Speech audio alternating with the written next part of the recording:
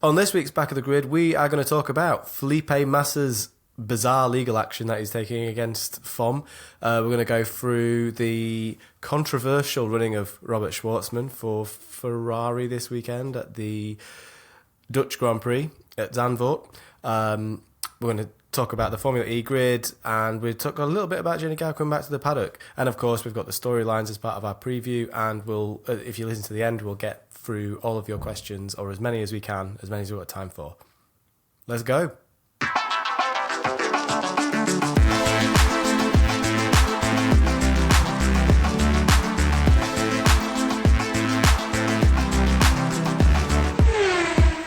Hello everyone and welcome to Back at the Grid. I'm your host this week, Chris, and I'm joined by a slightly poorly Stu. Hello. And Tommy is off on his holidays, so just the two of us this week as we're back to race week, but we're also all about to go on our holidays over the next few weeks. So we've kind of planned that terribly, really. We haven't planned our life around Formula One as should be expected of us, I suppose. Yeah, who'd have thunk after however many years of doing this, we would all, for the first time actually, maybe we're losing, maybe this is the right year to all go away on holiday because there's not a lot to talk about. Yeah, maybe. At the moment. We can just pre-record us congratulations Verstappen on a win and then just call it good. Yeah, pretty much. A few newsy bits before we get to that though. First is sort of update on the Felipe Massa I think I should have been champion in 2008 saga.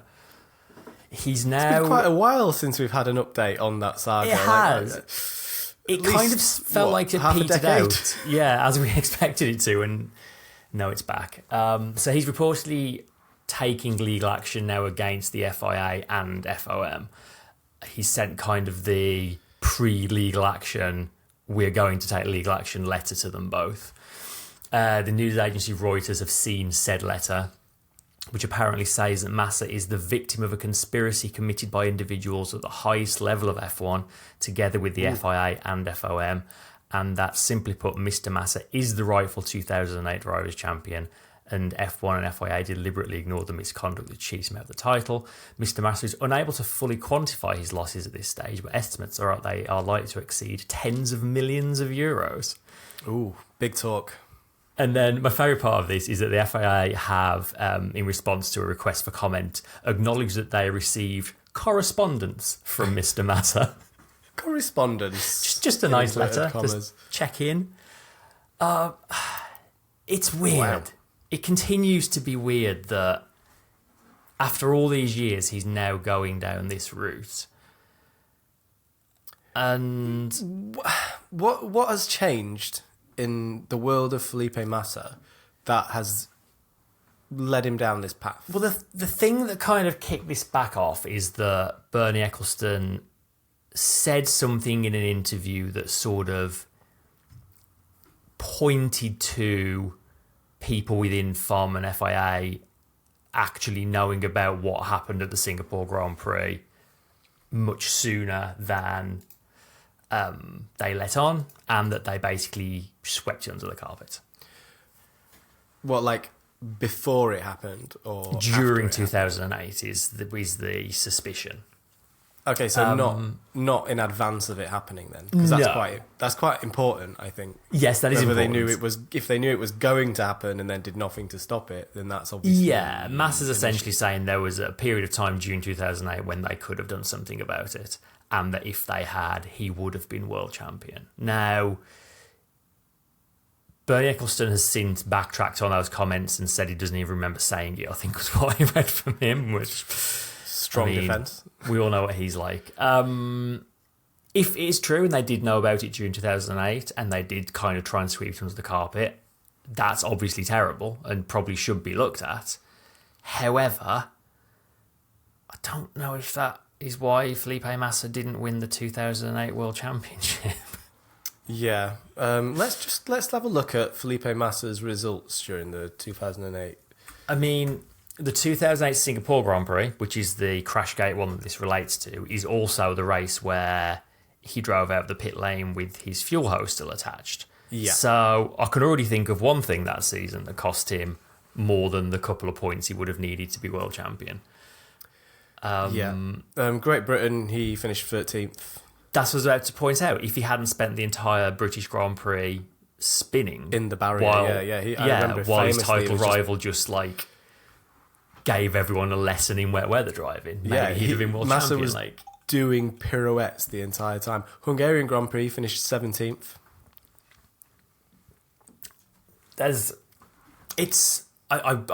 I'm trying really hard not to bring back the spectre of Abu Dhabi 2021 here. Yeah, we should do everything we can to avoid that, please. People love to point to a specific moment where a driver won or lost a championship, and it's just not how it works. Like, yes, there are these big headline moments, but it is a season of races for a reason, and you can point to lots of things in many close seasons where if a driver had done one or two things differently, the results could have gone the other way. So to say it's only because of this race and to say he's lost tens of millions of euros as a result of that one race it's just a bit silly, isn't it, really? Yeah, it's kind of like selective butterfly effect, isn't it, in a way? Yeah, it really is. Like, here's the one thing that caused it. Forget about these other things. Forget about the retirement, or, well, not retirement, but whatever it was, the 17th place in Hungary. Forget about the pirouettes I was doing at Silverstone. Forget about all the other races that I wasn't as quick as the person who eventually won the World Championship. It's this one moment that cost me that title. Nonsense. He's in a butterfly house pointing at one of them saying, yeah, it's that one. It's that one. It's you. Yeah, you little butterfly. Mental. I think it's I can't see much coming of properly this. Mental. I don't think anything's going to come of this. And I think the reason that nothing is going to come of this is because for FOM and for the FIA, the ramifications of if anything does come of this are quite huge. Like, I'm not saying anything is going to come of this, but we can't talk about this without raising the prospect of something happening about 2001. Now, 2021. I don't think Hamilton would be that bothered. I don't think that's how he wants to win a world championship. No, but and I don't think he would go for it. But it does raise the prospect of that being an avenue for, say, Mercedes to go down or anyone to go down and say this. You could just go through the history books at that point. Yeah, well, and that's literally it. Like, in that point, how many other butterfly effect moments do you want to pick throughout history? Yeah. How many other people are going to come after FOM and the FIA for making blatantly wrong calls? In the past? And the further you go back in history, the more dodgy decisions you're going to come across. So is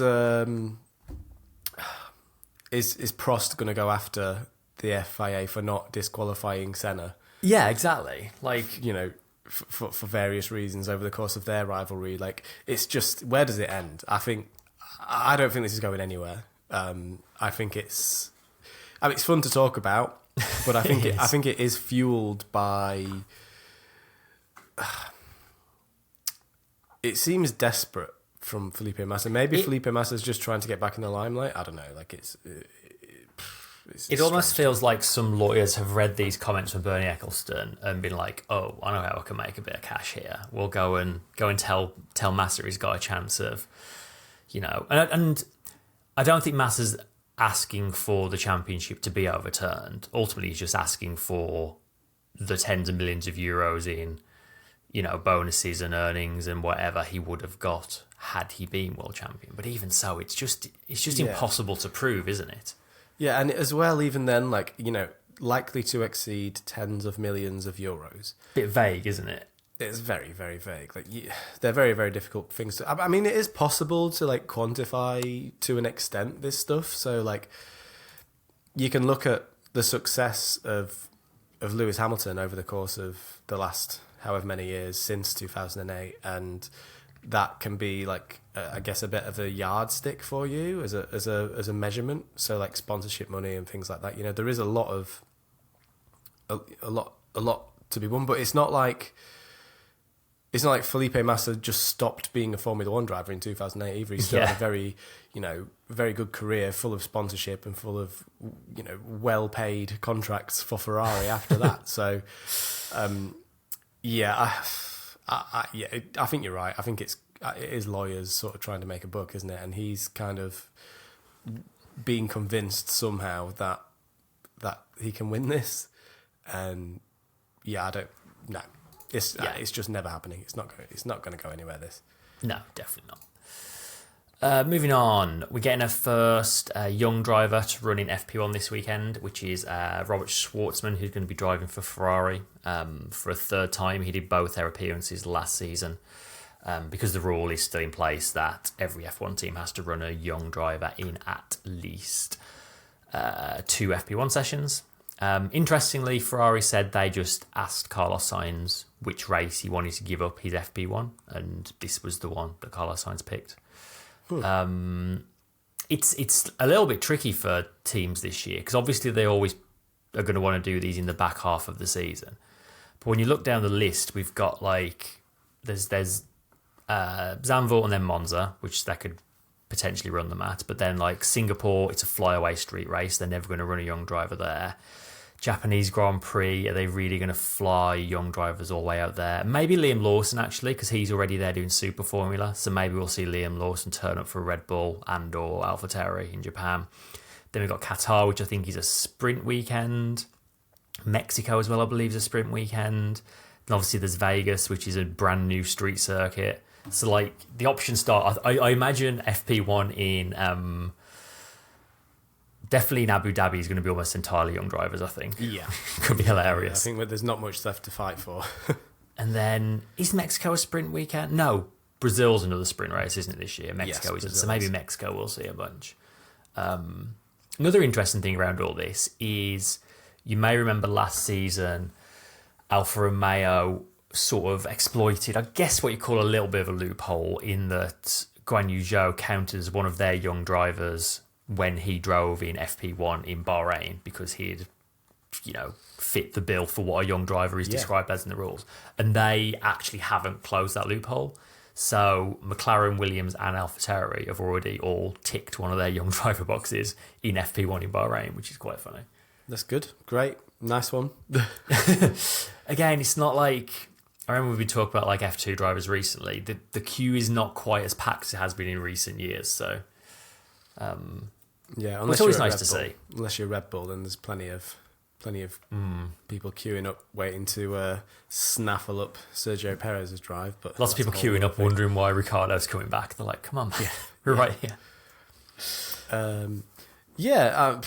Not much to say about that really. Schwartzman's done well in F2 up to now, and as long as he's been there, so it's good to see Ferrari playing to the rules. Yeah.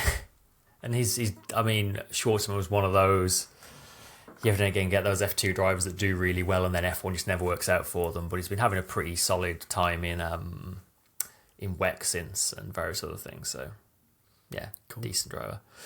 Nice. We've got a bit of Formula E grid news. I know a lot of people who listen like Formula E. We already knew Nick Cassidy was replacing Sam Bird at Jaguar. Jaguar are going to be all New Zealand next year with Nick Cassidy and Mitch Evans.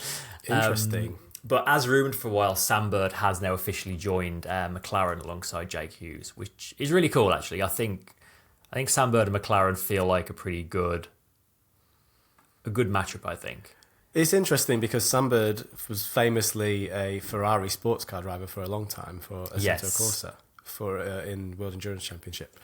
Not strictly World Endurance Championship, but you know what I mean, like the same tour, the endurance racing GT tour. GT Endurance. So yeah, he's gone from he's one of very few drivers to go from Ferrari to McLaren. I feel like the direction of travel is the other way, particularly in Formula One. But yeah, I'm excited to see. It does feel like a good combo. I'm a big Sam Bird fan. I'm excited to see him at that team. I really, really hope McLaren can pull together a better season for him next year than they've had this year, because this last year has not been the best. His time at Jaguar's just not really worked out as anyone expected, has it? So I think a bit of a clean slate at a new team probably is good for him. So yeah, but even McLaren kind of didn't really do much last season, did they? In Formula E, they were there, but they were never really. It felt like, from what I saw, they were never really at the sharp end. No, they had moments, but they were always kind of also runs a little bit, especially towards the back half of the season. So yeah, hoping for better things from everyone concerned there. Yeah. And then last little bit of news, a bit of feel-good news, is that Jenny Gow is going to be returning to the paddock this weekend. So she is a BBC F1 reporter who you may remember about 8 months ago, she had a stroke completely out of the blue. I know the BBC and Sky Sports have been like really supporting her through it all. And she said as much as she's still recovering and isn't, can't do everything that she could before, the BBC are going to kind of help her get back in the paddock and sort of do a bit of stuff on the radio just to kind of dip her feet back in. So, yeah, it was really good to hear her back because it was like, such terrible out of the blue news when that happened. Huge shock, wasn't it? A huge shock. Yeah. So, it's good to see. Well, it's great to see she's on the road to recovery and, I'm sure she'll be very welcome back in the paddock. Very much so, yeah. Should we do a bit of Zandvoort then? No, it is a race week again. It is, finally. Yeah. It's taken them long enough. So obviously the big headline going into it is that Verstappen can match Vettel's record of 9 consecutive wins at what is his home race. Pretty good place to do it. It's hard to see much getting in his way. I mean, the rain is forecast to be pretty bad all weekend. I mean, it's going to make things a bit more challenging for him, but even so. Yeah, that makes me nervous about my prediction for the remainder of the season. But anything can happen in the rain, and we haven't had a wet Zandvoort. But then the issue I have is that if it's raining that much, then they'll end up just not running the cars. Well, yeah, there is that. That's what seems to happen these days. So it'll be interesting to see how that one plays out. I fully expect Verstappen to absolutely smash this. If they say the crowd's worth a couple of attempts, then he should finish about 10 minutes ahead of everyone else. Yeah, I know, right? Just lap the entire field. The more interesting stuff, as usual, is behind him. There's like a kind of a real fight been going on recently for who is second best. Mercedes and McLaren have both kind of sat in that spot from time to time. Obviously, last race out in Spa, Ferrari were second fastest. And this track could suit Aston Martin as well. They like the tight twisties, Aston Martin. Yeah, that's true, actually. Monaco, I'm having a stroke.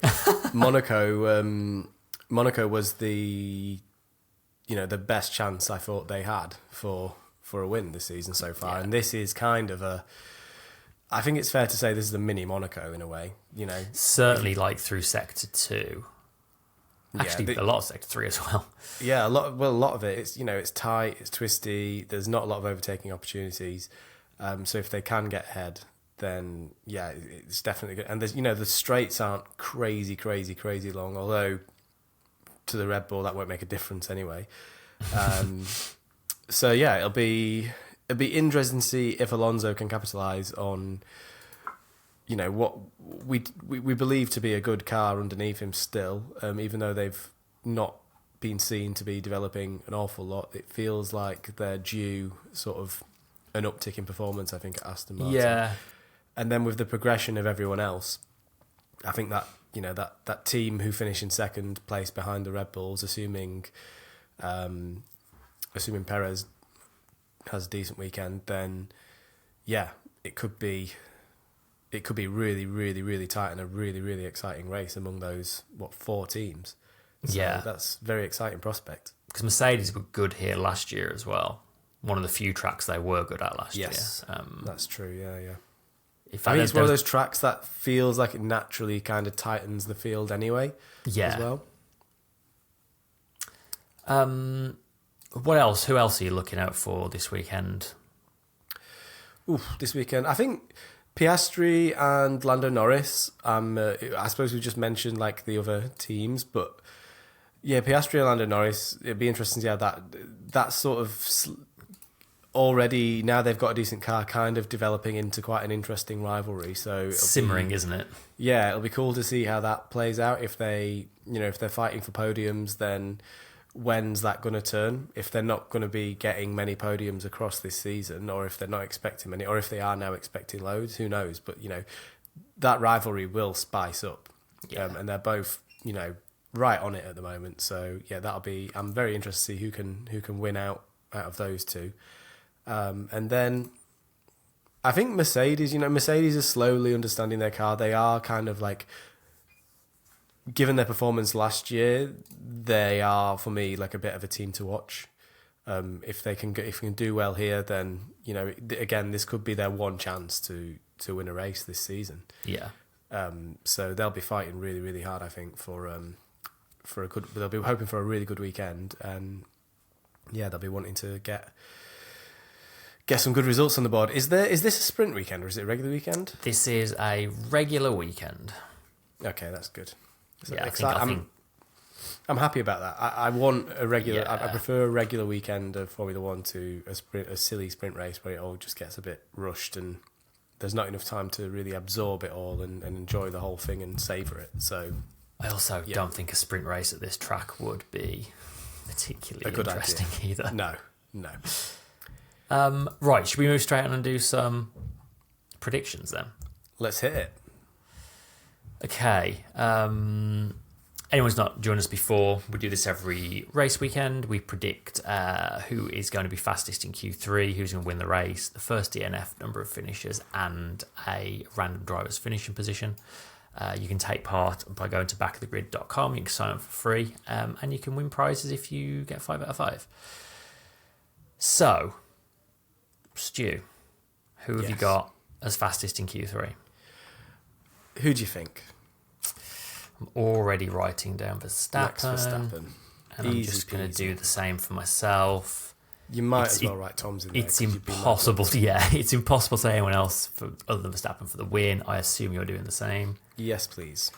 Right, more interesting, less predictable stuff. First DNF, who you got?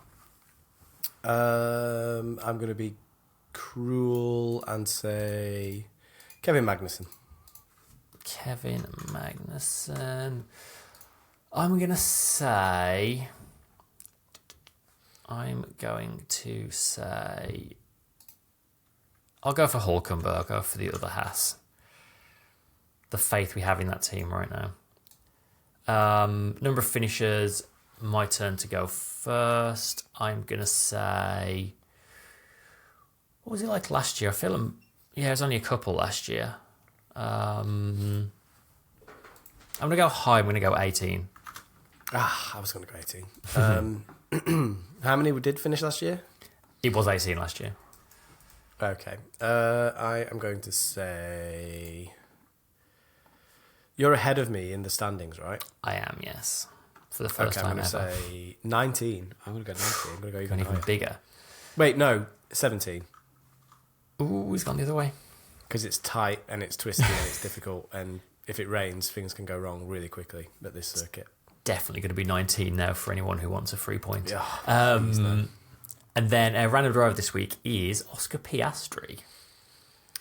Ooh, that is very difficult given our previous chat about all those 4 teams who are in the mix for best of the rest.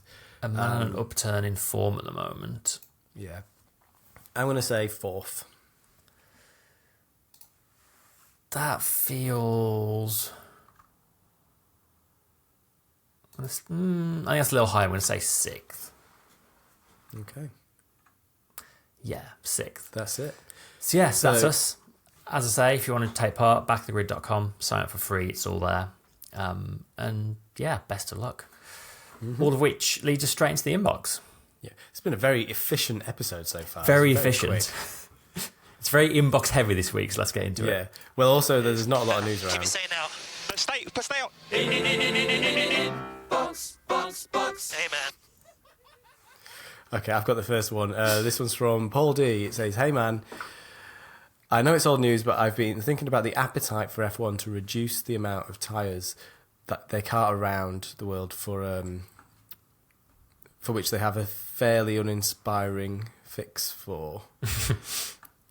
Would it be easier to have just 2 compounds, possibly a step in hardness apart, then surely they would need less?" Didn't we talk about this? I feel like we've already spoke about this. Yeah, I think we spoke about this last week, and this is like another suggestion off the back of that. I wouldn't be completely against 2 compounds.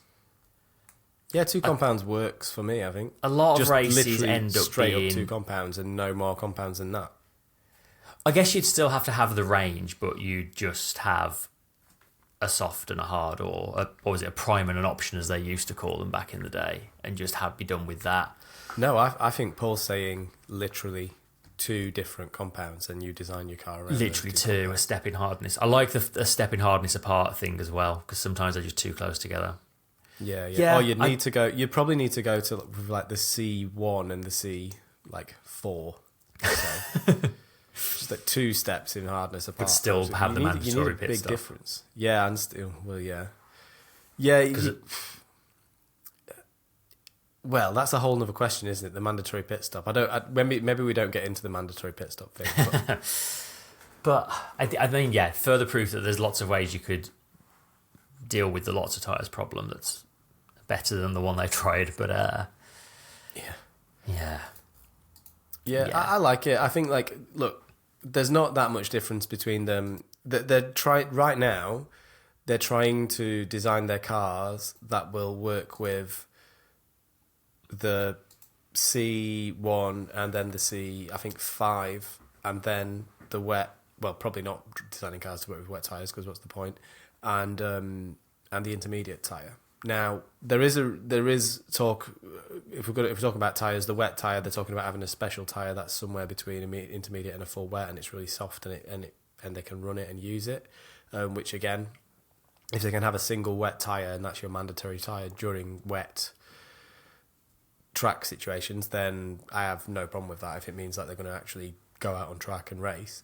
But I don't see much difference between there being...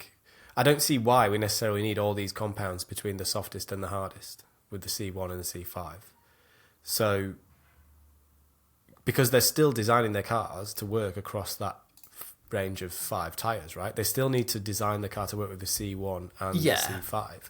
So just taking all those tyres out from in between means that they still have to... The teams, it doesn't really change the teams, it just means they've got less options. It means Pirelli have got less options of tyres to run across a thing. So it could mean that you go to somewhere like Bahrain, that's notorious for having like quite grippy tarmac, is that right? Yeah. Certain track, I don't know, I'm not sure if it is Bahrain, but I can't remember whichever circuit it is. Certain circuits have very, very rough tarmac that's really, really tough on the tyres. So they'd probably have to design tyres that across the board will give you options throughout a season. Like, you need to be able to run... The tyre needs to work at... Both tyres need to work at every track if they do it that way. Mm-hmm.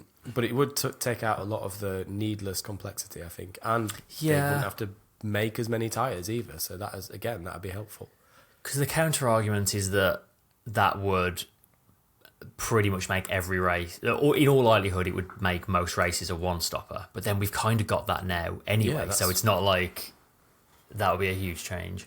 Well, I don't know. I don't necessarily know if that's true, because I mean, my point is, I think it should go the other way, because if your stop is mandatory, and I guess like they'd just run the hardest compound everywhere if they can. But as long as they could, and then if you make it, instead of making it mandatory that you have to have a pit stop, you make it mandatory that you have to run both types of tyre, then we'll get, you go to some circuits where you have to run 2 of the hard tyre, but you still got to run 1 of the softest tyre. So you might run, you might save your soft tyre for the very end, when the logic would be you save the soft tyre and run that second when you've got less weight in the car from the fuel and the track's rubbered in, so you can make the most of it then. But yeah, it's an interesting one. I think it requires a lot more thought than just us 2 chatting away on the podcast for 5 minutes about one question. Tyre corner again. Yeah, when we've got a few others here to get to. So shall we go for the next one? Next one from Eugene Risto. What's your guys' thoughts on the potential proposal to revert back to 10 points for a win and only the first 8 cars scoring any points? In seasons such as this, Red Bull would have to keep at it until the end of the season, especially with Horner's claims that the wind tunnel time punishment they received will only come to fruition in the running. Would have stopped Max pulling as much of a gap, and the gap would be easy to turn around. Well, I don't know about that, because the whole point of having this point system that they've got now is to increase the gap between... The only time this doesn't work is when one person wins every race over and over and over again. It does, but if you're only pulling the old point system, you're only pulling... If the same drivers finish 1 and 2, you're gaining 2 points by winning every race, whereas in the current system, you're pulling 7-point gap, I believe it is, which I know the whole point system stretched out anyway, but one of the points of them moving to the 25 and down system is that it rewards winning races more. Yeah. Which obviously in a season like this means the gap just grows at a massive rate, whereas the old, what was it, 10, 8, 6, 5, 3, 2, 1? 10, 8, 6, 5, 4, 3, 2, 1 or something like that, Yeah, the gap doesn't grow as big, as quickly. But at the same time, the gap can be, because there's more points per second, the gap can be closed more quickly too, though, right? Because it's almost elastic in its... Yeah, but that's the point. It means that a driver having a winning streak can't pull away as much, so it'll be easier for them to be reeled in the back half of the season. But at the end of the day, if they're going to pull out a winning streak and they've got such an advantage, they're just going to keep pulling out that winning streak. It doesn't really matter what the points do. Like, no one's catching up. Even if it was 10 points, it'd still just be getting maximums every weekend and no one would be able to catch it. So I don't think it makes that much difference myself. Yeah. I like that there are 10 places for people to fight for to get points. Like, when I first started watching, it was only the top 6 that got points. And, like, the average race... Like, all but 4 teams. Cars on the grid. All but 4 teams basically didn't stand a chance of a point every weekend. So, yeah, I don't think we want to be taking points off finishing positions for sure. No. Next one is from Phil Mark. He says, "Hey man, so with silly season in inverted commas coming to an end and not too much happening, if you could put it mildly, if you could choose just one person to come onto your podcast." That is from the grid, I'm assuming, okay, whether it's a driver, a team principal, or an engineer, who would it be and what single question would you ask them? Oh, that's a great question. That is a good question. It's a difficult one. I would have Adrian Newey, and my question would be, what's your secret? Adrian Newey would be a really good one, actually. Would be. I don't think I'm smart enough to have Adrian Newey on this show and have what would be a stimulating conversation for him. It'd be a very stimulating conversation for me, but I think he'd get bored. Yeah, I feel like he'd be a very intimidating guest to have on a podcast. Yeah. Or he might be dead friendly. He might be really, really nice. Might have a right laugh with him. Might end up not talking about Formula One and just talk about other stuff, which wouldn't be much fun for the listeners, but it'd be enjoyable for us as hosts. Who would I pick from the current grid? I think Alonso would be good fun. I think Alonso has got to that stage where he's starting to open up about his early career a little bit more. So I think you could probably ask him... I mean, what I'd love to ask Alonso is, how much did you know about Singapore 2008? I don't know if you'd get much of an answer out of him, but that's a question I'd love to ask him. Does Ferrari ambassador Felipe Massa count in this in this question? No, I think we've answered that one. So shall we do the next one? Yep. Oh, it's me. Again, for some reason, I don't know why I've made a mistake there, and I've put 2 S's in. There you go. We've got back-to-back stew questions. Back-to-back stew questions. Keith Evans says, "Hi lads. Over the years, there have been a number of ex-drivers as team owners and team principals, although not that many in the grand scheme of things, who were of the present crop of drivers or recently retired, do you think would make a good team principal?" I mean, Sebastian Vettel feels like the obvious in. answer. I read this the other day and I got you've been thinking really ahead, excited have you? about it. Yeah. I think current drivers... Go on, you were saying Vettel. I would say Sebastian Vettel feels like an obvious answer. I think that comes more from just, I would like Sebastian Vettel to still be part of the day-to-day of F1 because I kind of miss the guy. He's busy launching some sort of energy drink a crowd cube thing at the moment. Oh yeah, I saw that. Yeah, I don't know what it is, but it's some sort of drink. Go check. Go. If you're interested in Sebastian Vettel, go and check out his Crowdcube page. Just search Sebastian Vettel on Crowdcube, and you'll find like the thing that he's doing. Not currently sponsoring us, but if you want to, get in touch. Who would I think Alonso of the current, again, which is very Alonso heavy, like Alonso fanboys. But I do think Alonso would eventually make a a canny team leader. Yeah, Vettel is my favourite. I think I can see Vettel becoming a team principal or starting a team of some description. I feel like Vettel would especially excel in like a mid to low end of the grid, get some young drivers in kind of team. Like Fred Vasseur always did for a long time at Alfa Romeo. We had a reputation of being really good with bringing younger drivers through and helping them develop to then go off to the bigger teams. I can see Vettel being that kind of team principal. Yeah. We've got Alex Albon in the chat is one of the ones.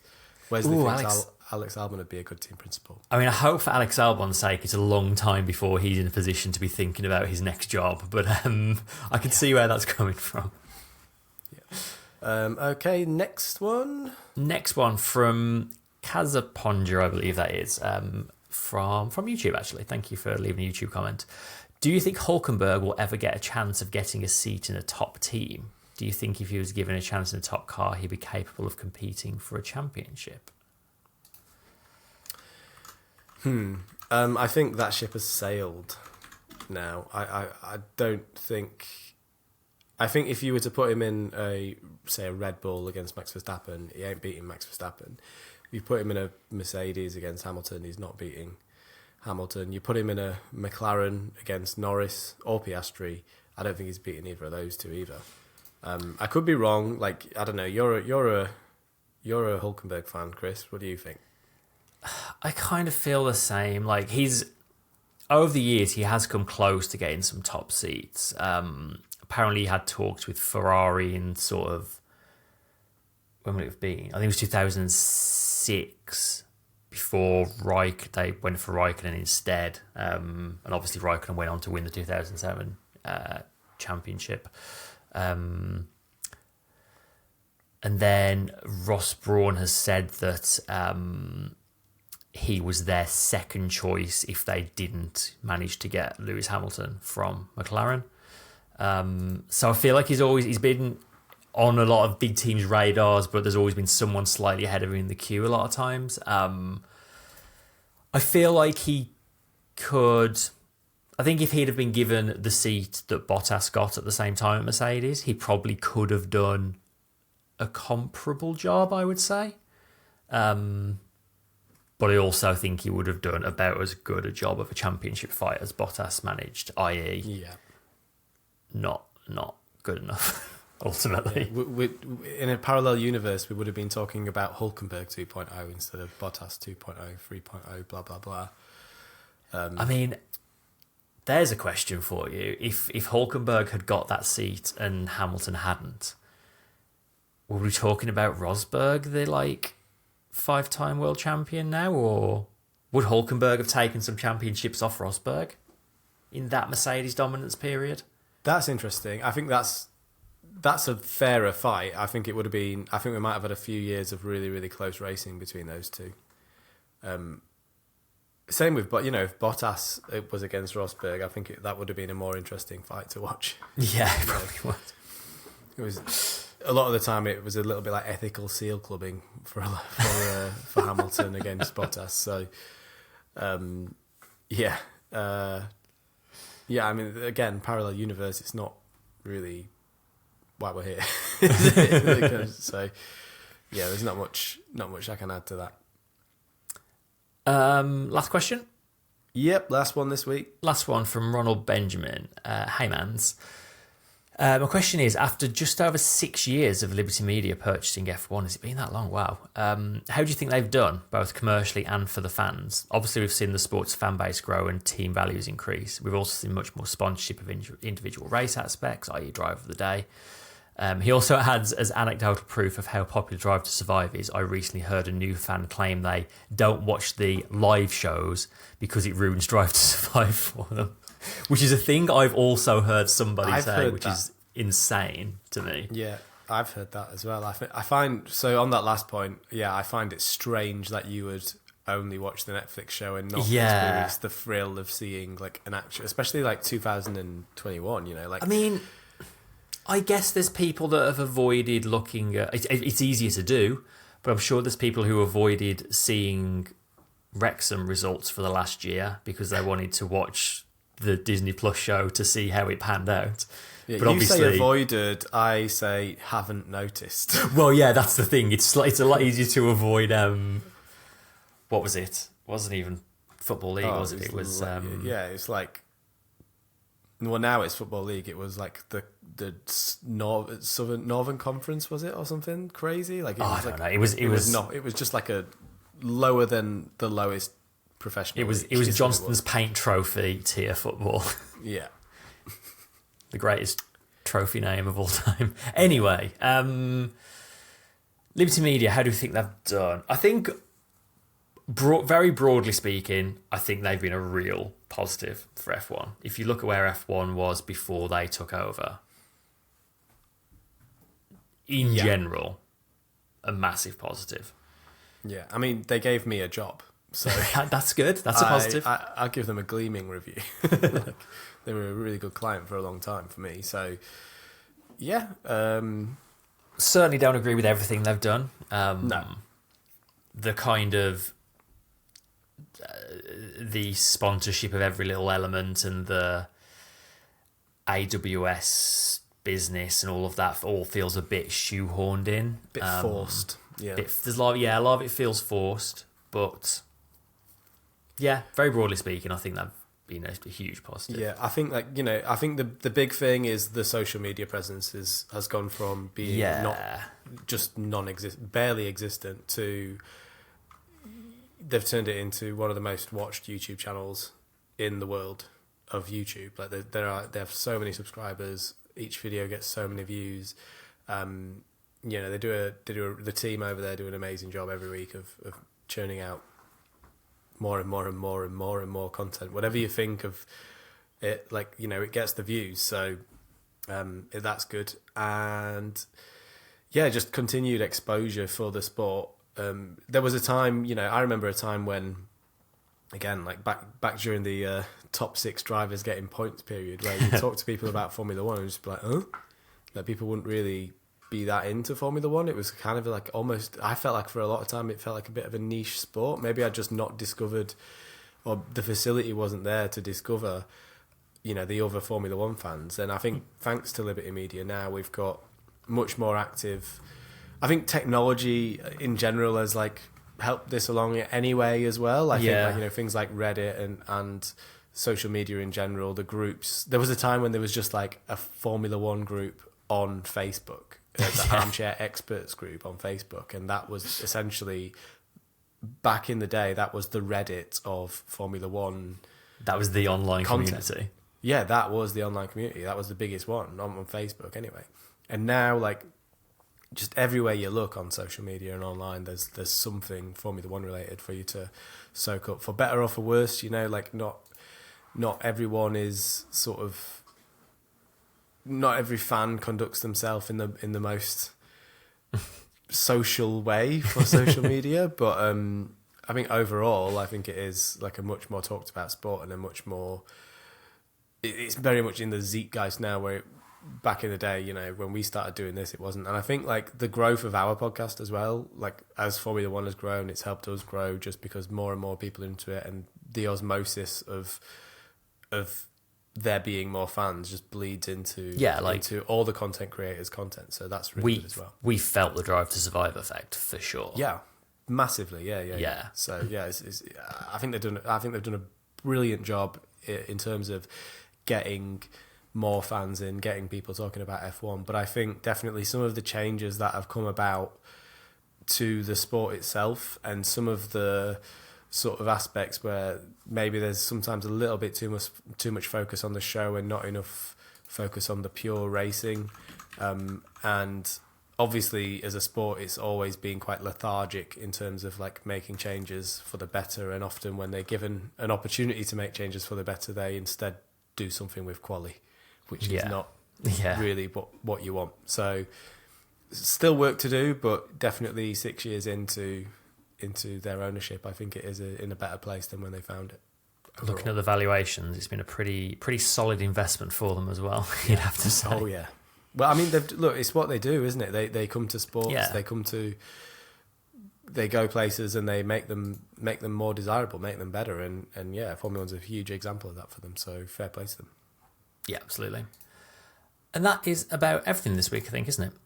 Yep. So, as mentioned before, if you want to take part in the Predictions League, just go to backthegrid.com. You can also find a contact form there if you want to message us. You can also find us on Facebook, Twitter, X, whatever it's called these days, Instagram, all those things, and drop us a message. And we are, of course, also on YouTube now, so you can watch us there as well, and have a look at some shorts that we put up and all of that kind of stuff. Don't promise too much. There's not always time. I mean, there's always shorts there. They're just not necessarily new ones. That's true. There's always episodes there as well. There is always episodes which you should there. subscribe to. It's very important that you subscribe to them, please. We're day and date. Very close to 200 now as well. So, yeah, I'm amazed at how many have subscribed over the last couple of weeks. So, yeah, get us to 200. If you're still watching, get us to 200. And yes, please do. Get and those join the subscribes Patreon and well. likes and all that. Yes, you can go to patreon.com/backthegrid if you want to see how you can join there, get involved with our Discord and all of that business. But I think that's everything. So we'll be back in a week's time to review the Dutch Grand Prix, and also preview the next one. I think this is the start of one of the many triple headers, isn't it? So this is a double header. This one, double header. This one. We're getting deep into it now. This second, I say second half. Like, I guess it's the last third of the season. It's just gonna fly by, I think. Oh yeah, big time. So yeah, join us next week for that. Thank you all again for listening, and goodbye. Bye.